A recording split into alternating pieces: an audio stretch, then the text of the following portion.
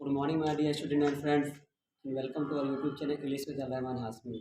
My dears, आप सभी का हमारे YouTube channel English with Al Rahman Hashmi पर बहुत स्वागत है। माय डियर स्टूडेंट्स, हमारा ये यूट्यूब चैनल जिस पे हम लोग इंग्लिश पढ़ रहे हैं, इस पे अभी तक हम लोगों ने वोकैबलरी की क्लास 12 कर चुके हैं और हम लोगों ने इसमें 10 क्लास वोकैबलरी की सिनोनिम्स की थी, यानी पर्यायवाची की थी, जिसमें 200 वोकैबलरी सिनोनिम्स के सीखे थे और 2 क्लास हम लोगों ने अपनी ईडियम्स एंड फ्रेज की थी। और ये आज आपकी ईडियम्स और फ्रेज की तीसरी क्लास है और टोटल वोकैबलरी की 13वीं क्लास है। मैंने पहली वोकैबलरी में बताया था कि ये इडियम्स और फ्रेज का मतलब होता है मुहावरा। और मुहावरा हम लोग बचपन में ही परिवेश में सीखते चले आ रहे हैं और हमारी क्लास 10 क्लास ग्रामर की है। जो भी स्टूडेंट्स इस चैनल पर नए हैं उस चैनल को सब्सक्राइब जरूर कर लें, ताकि अब बेल को प्रेस करें ताकि नोटिफिकेशन उनके पास पहुंच जाए और थोड़ा इसको देख करके फ़ायदा उठाएं। माय डियर स्टूडेंट्स, बिना किसी लेट का हम लोग अपनी क्लास को कंटिन्यू करते हैं। ये हमारे पास 20 इडियम्स और फ्रेज है, इसे हम लोग लॉजिक के जरिए से सीखेंगे। वो कैब आपको रटना नहीं है, तो लॉजिक और पेशेंस रख के सीखना है और अंत तक पूरी वीडियो जरूर देखा करें ताकि आपका बेनिफिट हो सके। देखिए, सबसे पहले हमारे पास वोकैबलरी है एसिड टेस्ट। एसिड टेस्ट का मतलब होता है डिफिकल्ट एग्जाम, यानी एसिड टेस्ट का मतलब होता है कोई भी मुश्किल परीक्षा देना। इसको याद कैसे रखेंगे? अब देखिए, एसिड का मतलब होता है अम्ल और टेस्ट का मतलब होता है परीक्षा या जांच। अगर कोई इंसान एसिड का परीक्षण कर रहा है लैब के अंदर, तो उसके लिए क्या है? डिफिकल्ट एग्जाम, यानी मुश्किल परीक्षा है। डिफिकल्ट का मतलब होता है मुश्किल और एग्जाम का मतलब परीक्षा है। क्योंकि आप सभी लोग जानते हैं, अगर एसिड थोड़ा सा किसी अंग पे गिरा तो पूरा अंग का अंग जला देता है। इसीलिए आप लोग देखते हुए बाहर में कभी किसी के ऊपर एसिड फेंक भी दिया जाता है, इसलिए एसिड को क्या कर दिया गया? बैन कर दिया गया। लैब में मिलता है, बाकी बाहर जगह बैन हो चुका है। तो एसिड टेस्ट का मतलब होता है अम्ल परीक्षा। और अगर अम्ल आपकी सतह पर गिरती है, स्किन पड़ती है, तो आपकी त्वचा भी जल सकती है, आपका घाव हो सकता है, हाथ भी खराब हो सकता है। तो ये आपका डिफिकल्ट एग्जाम है, कठिन परीक्षा है, थोड़ा सा मुश्किल परीक्षा है, इसलिए सबको ये नहीं करने को मिलता है। तो आई होप आपको पहले स्पेलिंग समझ आई होगी। दूसरी, आल मून साइन। आल का मतलब होता है सभी, मून का मतलब होता है चंद्रमा, साइन का मतलब होता है चमकना। अब बताइए, आल मून साइन का मतलब होता है एन अनरियल टास्क। अनरियल का मतलब होता है, रियल का मतलब होता है जो सत्य, और जो अनरियल का मतलब असत्य, और टास्क का मतलब होता है काम। वर्क का मतलब भी काम होता है, टास्क का मतलब भी काम होता है। तब देखिए, सभी चंद्रमा चमकना। आप सभी लोग बचपन से ही जानते हैं कि चंद्रमा में अपना खुद का प्रकाश नहीं होता, वो सूर्य के प्रकाश से ही साइन करता है। तो आल मून साइन आया, कह रहा सभी चंद्रमा चमकदार हैं, तो चंद्रमा के अंदर रोशनी नहीं होती, चमके कहाँ से? इसलिए असत्य काम है, असत्य बात है, झूठी बात है, क्योंकि चंद्रमा में अपना प्रकाश नहीं होता, इसीलिए अनरियल टास्क है, झूठा काम है, क्योंकि चंद्रमा चमकता नहीं है, क्योंकि सूर्य प्रकाश से पाकर चमकता है, इसके अंदर खुद का प्रकाश नहीं है। अब देखिए तीसरा, आल थम्स। आल का मतलब सभी, थम्स का मतलब होता है अंगूठा छाप।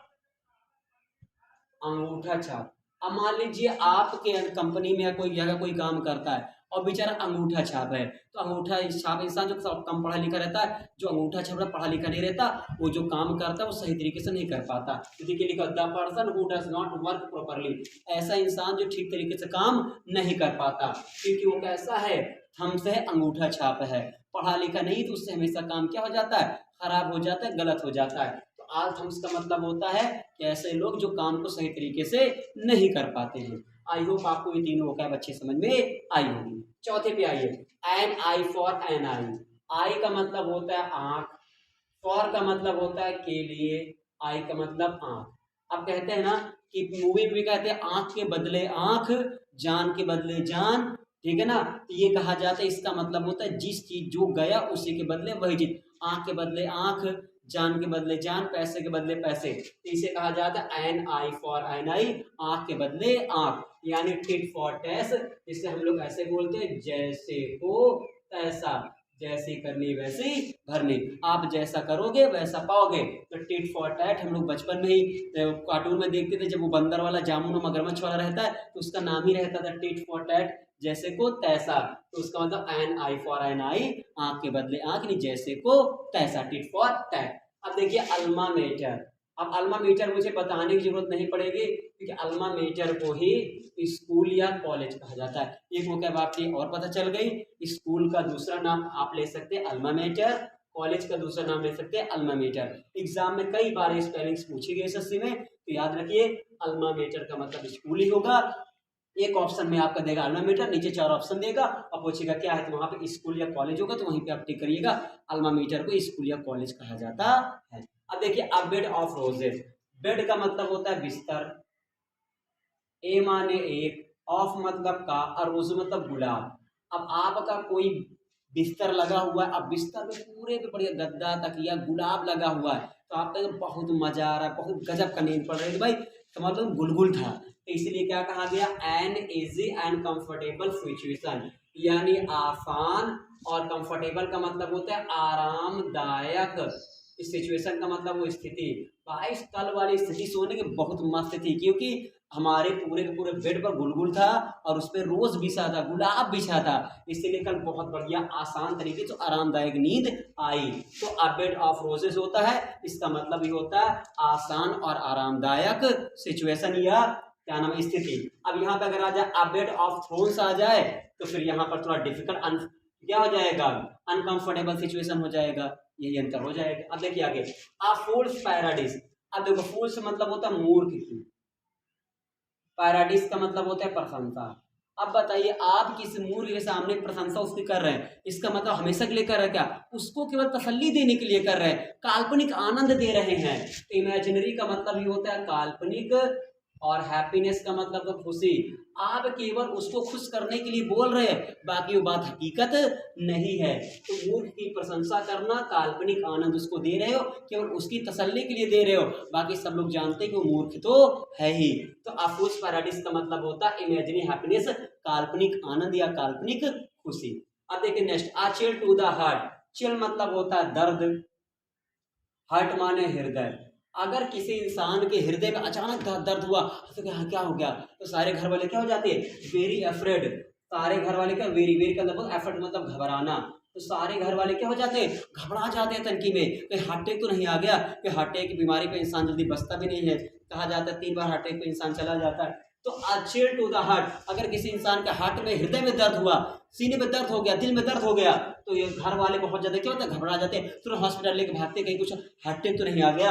तो याद रखिए चिल टू द हार्ट, यानी दर्द हुआ आपके हृदय में, तो सभी लोग क्या हो जाते हैं, बहुत ज्यादा घबरा जाते हैं। My dear student, I hope आपको आज स्पेलिंग समझ में आई होगी। आपको स्पेलिंग रट्टा नहीं मारना, तो लॉजिक से सीखना, सारी स्पेलिंग सीख लोगे।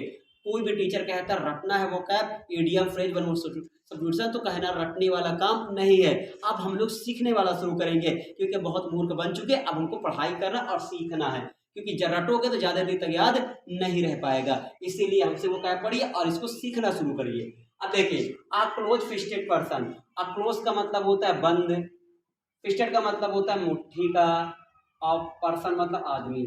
ऐसा इंसान जो हमेशा अपनी मुट्ठी क्या रखता है, बंद रखता है, इसका मतलब पैसा लेके मुट्ठी में बंद रखता है, तो वो पैसा मुट्ठी में बंद रखता है, उसको भी देता नहीं है, तो क्या कहते हैं यार बड़ा कंजूस आदमी है, हमेशा पैसा दबा के रखता है मुट्ठी में लेकिन देता नहीं है, तो क्या हो जाएगा, आ माइजर मतलब एक, माइजर का मतलब ये होता है कंजूस, पर्सन का मतलब होता है आदमी, यानी कंजूस आदमी है। तो क्लोज फिस्टेड पर्सन का मतलब होता है बंद मुट्ठी वाला आदमी, यानी अपनी मुट्ठी में पैसा हमेशा बंद रखता है, पैसा देता नहीं। कोई दुकान पे जाते तो हम लोग पैसा देते, वो देता ही नहीं, इसका मतलब इंसान कैसा है, बहुत कंजूस होता है। किसी न किसी दोस्तों के ग्रुप में तो कंजूस जरूर रहता है। अब देखिए a dime a dozen. Dime का मतलब जैसे पहले के जमाने में 1 रुपया कहा जाता था डाइम, कई जगह मुद्राएं थी डाइम कहा जाता था। उसके बाद आ का मतलब 1, डजन मतलब दर्जन, 1 रुपए में 1 दर्जन। अगर कोई भी सामान आपको 1 रुपए में 1 दर्जन मिलता है, तो आप खुद ही कमेंट बॉक्स में बताइएगा वो सस्ता है कि महंगा है। इसका मतलब ये होता है वेरी, वेरी का मतलब बहुत, चीप का मतलब क्या होता है, सस्ता। सस्ता या आप घटिया भी बोल सकते हैं, तो वेरी चीप बहुत सस्ता है, नहीं वो सामान क्या है, बहुत सस्ती है।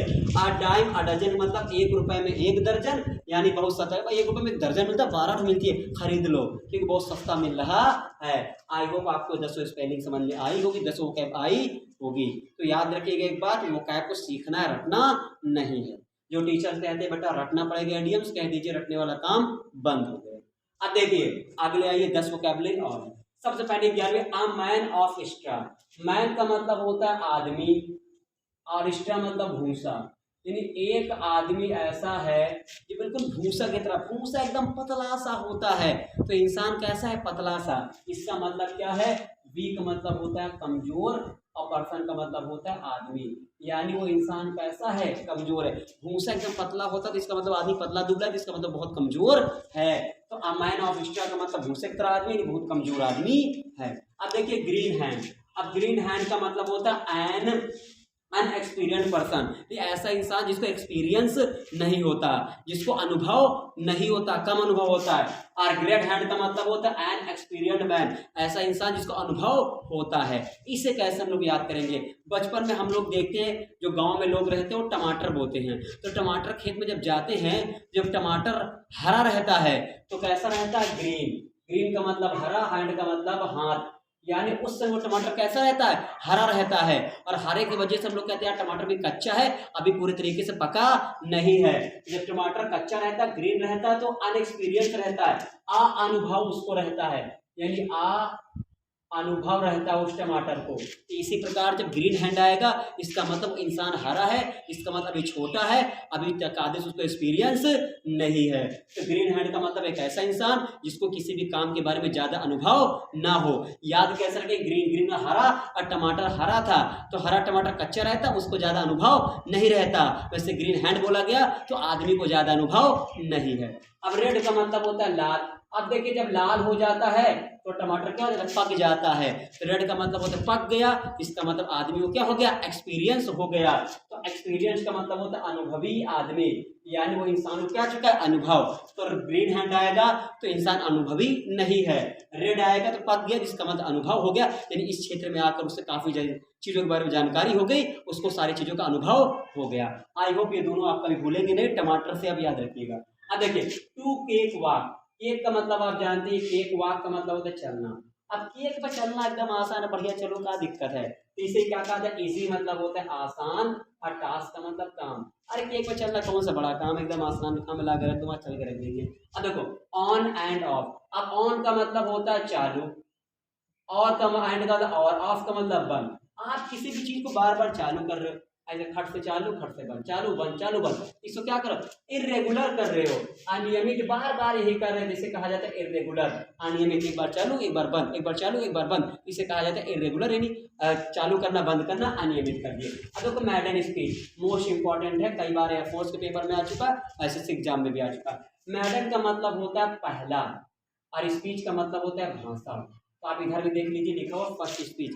जो इंसान कभी भी अपना पहला भाषण कहीं जाके देता है तो उसे कहा जाता है मैडन स्पीच, और पेपर में आ सकता है मैडन स्पीच, याद रखिए, SPEECH, मैडन स्पीच। तो जब कोई नेता हो चाहे टीचर हो, पहला भाषण देता है, अपना पहला लेक्चर देता है, उसे कहा जाता है मैडन स्पीच, फर्स्ट स्पीच यानी पहला भाषण। अब देखिए ग्रीस द पाम, ग्रीस का मतलब होता है ग्रीस लगाना, और पाम का मतलब हथेली में। अब देखिए रोबोट पिक्चर देखे जो कहता है कट दे, तो पीछे जाके चक्कू मार देता है वो चिट्ठी। तो ग्रीस द पाम, ग्रीस मतलब होता है ग्रीस लगाना हाथ में, तो हाथ में ग्रीस लगाने का मतलब होता है घूस देना। तो ब्राइब का मतलब भी होता है घूस या रिश्वत। अगर कोई इंसान का पेपर में आता है ग्रीस द पाम, इसका मतलब हाथ में ग्रीस लगाना, थोड़ा सरकाना, इसका मतलब होता है पैसा देना। अब देखिए चाइल्ड प्ले, चाइल्ड का मतलब होता है बच्चों का, और प्ले का मतलब होता है खेल। बच्चों का खेल क्या होता है, आसान काम। ये बच्चों का जो प्ले होता है बहुत ही आसान काम होता है। At once with it, once मतलब होता है खुद का, विद का मतलब होता है गवाह, एंड मतलब समाप्त। आपने खुद के गवाह को समाप्त कर दिया, इसका मतलब not knowing what to do, समझ में नहीं आ रहा क्या करे भैया, गवाह तो भाग गया छोड़ के, अब तो पक्का जेल होने वाली है। व्हाइट एलिफेंट का मतलब होता है सफेद, और एलिफेंट का हाथी। भाई सफेद हाथी क्या होता है, वेरी एक्सपेंसिव, एक्सपेंसिव का मतलब महंगा, वेरी मतलब बहुत। सफेद हाथी जहाँ पर रहते हैं फिनलैंड कहा जाता है उसे, वहाँ हाथी बहुत ज्यादा महंगे हैं। आई होप आपको बीच स्पेलिंग अच्छे समझ में आई होगी। माय डियर स्टूडेंट्स, जल्दी इसको एक बार रिकॉल कर लेते हैं। उस पर देखिए एसिड टास्क का मतलब होता है बहुत डिफिकल्ट एग्जाम। आल मूनशाइन चमकता ही नहीं है तो क्या करें, एन टास्क हो जाएगा। आल सभी अंगूठा छापे नहीं, ठीक तरीके से काम नहीं कर पा रहे, आंख के बदले आंख ने tit for tat. Alma metre को स्कूल कहा जाता है। अबेड ऑफ रोसेस, रोज से पूरा बेड लगा, बड़ा मजा आया सोने में। अफोज गार्डन, मोर की प्रशंसा कर रहे हो, इमेजिनी हैप्पीनेस कर रहे हो। अचेयर टू द हट हट में दर्द हुआ, घबरा गए। अ क्लोज फिस्ट पर्सन, आदमी की मुट्ठी बंध रही है, कंजूस आदमी। अ डाइम अ डजन, मतलब 1 रुपए में 1 दर्जन, यानी बहुत सस्ता है। अ मैन ऑफ स्टार, आदमी भूसे की तरह, मतलब बहुत कमजोर है। ग्रीन हैंड मतलब अनएक्सपीरियंस बता चुके, रेड हैंड मतलब एक्सपीरियंस बता दिए कि एक बात मतलब बिजी टास्क हो जाएगा। ऑन ऑफ आपको चालू करना बंद करना, इरेगुलर। मैडन स्पीच का मतलब होगा फंसे पहला भाषण। ग्रीस पाम, हाथ में ग्रिप लगाना, इसका मतलब घूस लेना। चार्ट प्ले मतलब इजी टास्क, आसान काम, बच्चों का खेल। कहते हैं कि बच्चों वाला खेल है। अब देखो, अपने गवाह को समाप्त करने, इसको समझ में आना क्या करना है। व्हाइट एलिफेंट का मतलब वेरी एक्सपेंसिव, बहुत महंगा। तो I hope my dear students, आपको ये 20 स्पेलिंग अच्छे समझ में आई होगी। मैं फिर कहूँगा कि आपको रटना नहीं, इस वोकैब सीखना है, नहीं तो आप कभी भी इंग्लिश की दुनिया में अच्छा परफॉर्म्स नहीं कर सकते। माय डियर स्टूडेंट्स, इसी के साथ आज का हमारा ये क्लास ऑफ सेट डाउन। अब नेक्स्ट वीडियो में अगली बार मिलेंगे। जय हिंद, जय भारत।